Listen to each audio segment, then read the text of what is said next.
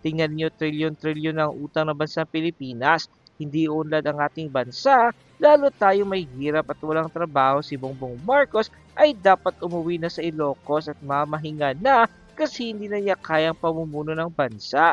Agree folks, baka ang mga maleta na pera na kinaga sa chopper, hinakot na nila, baka masakspan sila na naimbak pala sa palasyo o sa bahay ni Martin saan dalhin at itatago nila. Sundan natin ang chopper, baka ihagis nila sa dagat. Saluin ng mga buhayang ligaw, nakaabang sa dagat, kandara pa siya, hinakutay. Imagine how many brief maliban sa Brown, ila kayang sagot. End quote. Bigyan natin ng opinion, reaction itong post ni Professor Malotikia. Sabi niya, interesting. Released just 20 minutes ago via DZMM care of Alvin Ichico. Ito, public pronouncement ng Pangulo tungkol sa kasong isasampa kay Martin Romualdez at Saldico. I thought it was fake, sabi ni Professor Tikia, but we double check it and it is legit. Okay na, kahit the police and all but the facts that he was the one who appeared and said such words is better than my BFF. Ang BFF ni Professor Malotikia si Jose Castro. Only issue is, yan, ito na po, sumoblay ni Palpak. Cases have been filed against former Appropriation Chair Representative Saldico. Parang hindi niya alam. Para bang yung lindol sa Cebu, o last month ba yun, naglindol ng gabi, kinabukasan, nagsalita siya, parang lumindol yata. So ito na naman, a president, parang naprapraning na bang Pangulo? Hindi niya alam nangyayari. Itong mga flood control anomaly. Nung Martes, ano bang araw na ngayon? Biyernes, ano? Nung Martes, ang mga tauhan ng ombudsman nagpunta na sa Sandigan Bayan at nagsampa na ng kaso plunder graft. Hindi ko nakuha yung exact cases laban kay Saldico na isampa na noon pang Martes. Tapos ito ngayon ang Pangulo nagsasabi na we have now the evidence data at pag-aralan at makasasampa. Ganun. Anyway, pakinggan natin mamaya. That he uttered, cases will be filed against former Speaker Martin Romualdez is something new. Okay, let's see how these things will move because just like return of money of PhilHealth and other issues where he went north then south, he might again quiver. Paiba-iba. Oh, pakinggan natin ha. Oops, sandali. Ito na, pakinggan natin ang pronouncement ng Pangulo. Tungkol sa mga flood control project na hindi maganda. At kaya ngayon ay nais kong ipanaman sa ating mga kababayan na ang ICI at saka ang DPWH ay lahat ng nakuha nila na informasyon ay i-refer, ibibigay na sa ombudsman para imbestigahan ng ombudsman. Ito ay tungkol sa mga informasyon ng dating Speaker Martin Romualdez at saka ni Saldico. At nakita lahat ng ebidensya, mapamampay ng kaso ng plunder o anti-graft o indirect bribery. Para kasama ng loob natin na yung ombudsman, ang ginagawa lamang ay sumusunod sa ebidensya. At kung saan tayo dinadala ng ebidensya, doon pupunta ang ating investigasyon. Maraming salamat po. Magandang araw. So, yung mga informasyon o ebidensya daw na nag-gather ng ICI, actually, nandun na. May nakita na kong post sina Secretary Vince Dizon, Commissioners Singson and Reyes ng ICI, nag-file na ng reklamo. Ang nakakapagtaka dito, parang hindi alam ng Pangulo na nasampahan na ng kaso itong si Saldico nung Martes pa. Ano ba yan? Hindi sila coordinated? Tapos na parang kung lang ito. Parang pakitang gilas. Kasi nung una sinasabi niya, wala pang ebidensya laban kay Martin Romualdez. Sinabi niya nung press con niya, I think last week, bago yung rally ng iglesia, nag-press con siya na we have no evidence with Romualdez. O bakit ngayon? Biglang nagka-ebidensya. Naprapraning na ba sila? I don't know. But tingnan natin, Tama yung sabi ni Professor Malotikia na bago mag-September 21 rally noon, nag-announce siya na ibabalik na ang pera ng PhilHealth. Hanggang ngayon, hindi pa na ibabalik. maniniwala pa ba kayo sa sinasabi ng ating Pangulo? Nasabi niya, sasampahan na natin ng kaso si Martin Romualdez. Iimbestigahan. Basta si Saldico, tapos na. Okay na yon. Given na yan dahil nga sa tindi ng akusasyon ni Saldico laban sa Pangulo. Lintik lang, walang ganti. Sinampahan na. So, dito tayo ngayon kay Martin Romualdez kung totoo ba talaga nasasampahan ng kaso ng ombudsman si Romualdez? Sino ba yung nagsasabi dito? Ex-Congressman Mike Defensor, na parang fraternity brother ni mag-brad sa isang fraternity si Romualdez at Boying Rimulya. Parang narinig ko lang yan, but I am not sure. Basa lang ko sa mga comments. Adrian Pascual, file ng patalo na mga kaso yan. Yun na nga eh. Parang padrama effect. Si Saldico, tingin ko totohanan yun. Talagang kung makulong, kung mahuli nila, si Saldico. But kay Romualdez, alanganin ako eh. Ami Toldanes, aligaga. Is this the right Filipino term? Oo nga, ang galing naman. Aligaga. Cornel Bongo, they will just use the former Chief Justice as fall guy, and because of influence peddling, they will find him innocent. They will live happily after ever. Fernandez Joseph, 4 billion intelligence fund. Tapos nagkakaganito tayo? Oo nga. Hindi ko alam bakit tayo nagkaganito. 4 billion ang intelligence fund. Kagigswak Habsni, turn around the camera, be my alak and coke. Diyan, kasuhan daw pero ma-acquit. Sabi na nga, parang drama-drama lang ito. Bigyan natin ng reaction, opinion, itong post ng One TV Philippines. Ito, exciting. Nagalit na ang Pangulong Marcos Jr. and declares war. Political war, hindi yung ano. Declares political war with Martin Romualdez. Just in, Romualdez Saldico, to face plunder graft cases. DPWH Secretary Vince Dizon appeared before the Office of the Ombudsman alongside ICI Chairman Andres Reyes and ICI Commissioner Rogelio Singson to formally recommend the filing of plunder, graft, and direct bribery charges against former House Speaker Martin Romualdez and former Ako Bicol Representative Saldico over their alleged involvement in questionable flood control projects. Okay? Sabi ni Dizon, we're letting the facts and testimonies speak for themselves. Ang nag-point kay Speaker ay yung mismong lumabas sa Blue Ribbon. Anong Blue Ribbon? Si Gutesa? I don't know. Ano sa tingin nyo? Mga kaibigan, kay Saldico, to me talagang totohanan yung paghabol, pag-prosecute ng gobyerno sa kanya. Kasi napakatindi yung akusasyon ni Saldico na ang Pangulo nag-order ng 100 billion budget insertion na sa ngayon lumalabas totoo Kasi yung inilabas niyang mga dokumento, yung resibo, galing mismo sa net, yung isiningit, pinatutuhanan na ni Senator Lacson, pinag-aralan niya na totoo yun. Kaya lang, palusot naman ni Senator Lacson, walang natanggap na kickback si Pangulong Marcos. Ang nakatanggap ng kickback, Pangandaman at saka Bersamin.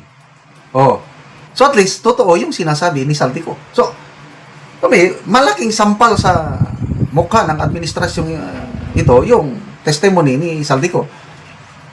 So, talagang iipitin nila si Saldico. May nabasa pa kong post, I don't know how true yung post na nag-recommend na ang ombudsman ng cancellation of passport ni Saldico. Kaya, paliit na ng paliit ang mundo ni Saldico. So, how about kay Martin Romualdez? Bakit biglang nagbago ang ihip ng hangin? Bago lang nag-press con ang Pangulo last week, nung tinanong siya ng media kung kasama ba si Martin Romualdez sa kakasuhan, anong sagot ng Pangulo? Hindi. No. Walang ebidensya laban sa kanya. Very clear. Sabi niya, wala. Bakit? Bigla-bigla, pati si Ombudsman Boying Rimulya, sinabi niya na, parang gross negligence.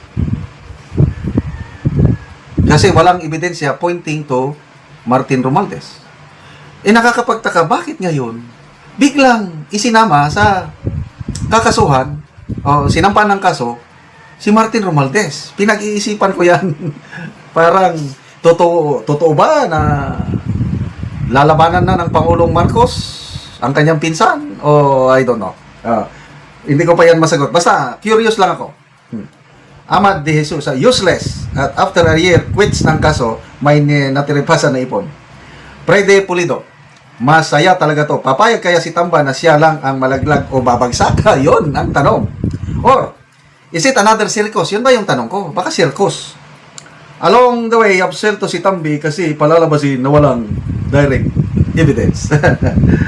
Ay, nako. Parang safe ang mastermind. Ruel Daga, kunyari kasama si Tamba sa kaso pero bandang huli, absuelto. Ito na yung sinasabi. Drama lang yan, tas after all, safe pala. Is it a pure drama for sure?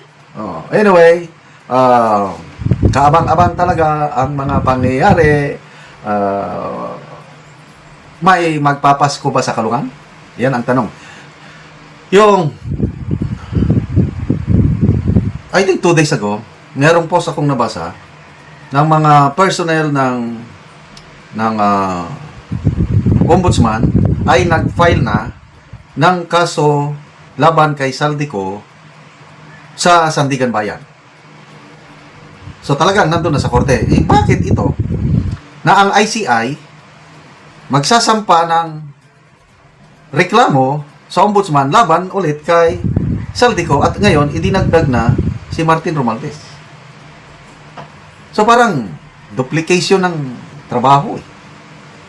But anyway, bantayan natin ito. Huwag tayong basta-basta maniwala kasi opinion ko lang ito ang administrasyong ito is puno ng padrama effect. Tingnan na lang natin example. In-announce ng palasyo na si dating Executive Secretary Lucas Bersamin at dating Secretary Amina Pangandaman nag-resign out of delicatessa. In-announce ng palasyo. Later on, na-find out natin na hindi ako nag-resign. Sinibak nila ako. At ang nagsibak sa akin, ang tumawag sa akin, hindi taga Malacanang. So yun pa ang tanong, sino yung tumawag kay former ES Bersamin na hindi taga Malacanang nagsabing, alis ka na. So, nakakagulo na ang administrasyon ito. Parang, is there a shadow government in this administration? Tanong yan ni General Bondilles, isang PMA retired general. Bigyan natin ng opinion, reaction, itong vlog ni Ako Kabibig, isa sa mga DDS vloggers. To me, paborito kong pakinggan ito dahil siya, jolly, maligaya. Na-attract ako sa kanyang caption. Sabi niya, sumabog sa galit si Imelda. So, kinampihan ni Imelda si Aimee laban kay PBBM, ganun. So, tinignan ko, bakit baka? Ito, maganda ito. Sa isang interview ni Deo Macalman ng DCRH kay Senator Aimee, ito, sinabi ni Senator Aimee na mismo ang unang ginang, galit na rin kay BBM. Hindi lang kay BBM, kay Martin Romualdez. Talagang, pinagkakaisa na ng tadhana. Pakinggan natin ang interview. Dito sinabi ni Senator Aimee na galit ang dating unang ginang kay PBBM at Martin Romualdez. Presidenta yan. Parang hindi niya kaya talagang pagsabihan si Martin. Hindi ko lang maintindihan. Alam ko mabait siya pero wag naman na papayag ng kabulastugan. Kung talagang pinsan mo at siya ang tinutumbok ng investigasyon, wala tayong magagawa. Tiisan to. Ikaw naman ang manang, hindi ba sila nakikinig sa iyo? Dapat sabi siya, 2021, ngatamaw na ako dyan Pero hindi nga ako masyadong pinapansin. Pero palibasa, mahal ko naman yan kahit papano, kahit nagagalit siya sa akin. Gusto ko talaga na maisaayos kasi ang sagwa naman itong nangyayari. Ayan na, hindi ba nakikialam? Hindi ba kayo pinagsasabihan ni Madam First Lady Imelda Marcos na nakakahiya kayo, magkakapatid, magpipinsan, hindi kayo nagkakasundo? Yung nanay ko, talagang politiko sa lahat sa amin. Kahit sa tatay ko, yun ang politiko sa lahat. At alam niya na hindi tama ang nangyayari. Kaya tinatanong sa akin. Papagalitan muna ako, sasabihin, huwag mo naman awayin si Bongbong. Sabi, hindi ko niya away. Sinasabi ko lang, mali itong prinsipyo, yung mga policy at yung mga tauhan niya, nagkakalat, lalo na yung Martin na yan. Pagkatapos, yung nanay ko sabi, Sa ngayon naman sa akin, sabi, mali nga talaga, bakit hindi tinutulungan ng tao? Bakit kung ano-ano ang inaatupag? Nagagalit talaga yun. Ano ba? Sabi niya, mabait ang Pilipino sa atin. Talagang binigyan tayo ng lahat ng biyaya sa mundo. Ano bang nagawa natin para sa kanila? Yan ang dapat sagutin ni Bongbong at ni Martin. Yun! Naggalit! Kayo hindi ba nagbibigay ng unsolicited advice, ika nga? Eh, siguro walang may gusto ng unsolicited advice. Ay, nako talaga. Tapos nakakatawa nga, sabi ko, ano ba ito? Pakonti na ng pakonti yung family reunion. Ako ang unang na-outside, ako lambo. Pagkatapos nun, ayan si Toby. Nung sinisisi na sa kanya, yung alyansa nung eleksyon, abay nagalit na. Pagkatapos nun, nag-disappear na si Martin sa sangkatutak niyang eroplano. Sabi ko, ilan na lang kaya ang pupunta sa family reunion ng Pasko? Okay. So, itong interview na ito is ano, before yung pasabog ni Senator Amy sa INC rally sa Luneta. At alam kong between sa mga magkakapatid, ano, yung tatlo, Amy, Bongbong, and Irene, alam ko, si Senator Amy ay malapit sa kanyang nanay. Napapansin ko yun. Bakit? Kasi nung a few days before yung election nitong May 2022, nung medyo nag-aalanganin na si Senator Amy kasi alanganin siya sa mga survey, may napanood akong video, nagsasalita si former First Lady Imelda Marcos. Ano pang pagkasabi niya is, inano niya yung pagiging inay. Hiling ng isang ina para sa anak. Botohan niyo si Amy. Basta ini-endorse niya. Makakatulong ito, masunurin na anak, parang ganun. Sabi ko, wow. Kasi kung hindi maganda ang relasyon ni Senator Amy at kay former First Lady Imelda, hindi niya i-endorse ng ganun. First time ko siyang narinig, itong nakaupo na ang isang Marcos Jr. First time kong narinig si former First Lady Imelda na ganun, nagsalita tungkol sa politiko at ini-endorse niya ang kanyang panganay na anak. Kaya napaisip-isip tuloy ako kasi ini-endorse ni VP Sara si Senator Amy. Noong una kasi nawalan na ako ng gana kay Senator Amy, sa totoo lang. Dahil sa ginagawa ng kapatid. Wala na. No more Marcos. Wala na. As in, wala na. Kaya lang nung in-endorse siya ni VP Sara, napaisip ako. VP Sara might have seen something in Senator Amy na hindi ko nakikita. So dahil may tiwala ako kay VP Sara, sabi ko, yes, I will vote for Senator Amy. At nadagdagan, nung endorse ni former First Lady Imelda Marcos ang kanyang anak, sabi ko, yes. Kasi, ulitin ko kaming mag-asawa, we consider ourselves as Marcos senior loyalist. Believe kami, hindi sila perfect may mga nagawang pagkakamali din. Kaya lang, to us, Marcos senior and former First Lady Imelda, okay sila sa amin. Saludo kami dyan. Kaya nung endorse ni FF, ang tawag ko sa kanya, former forever First Lady Imelda, si Senator Remo, lalo, yes, we will support.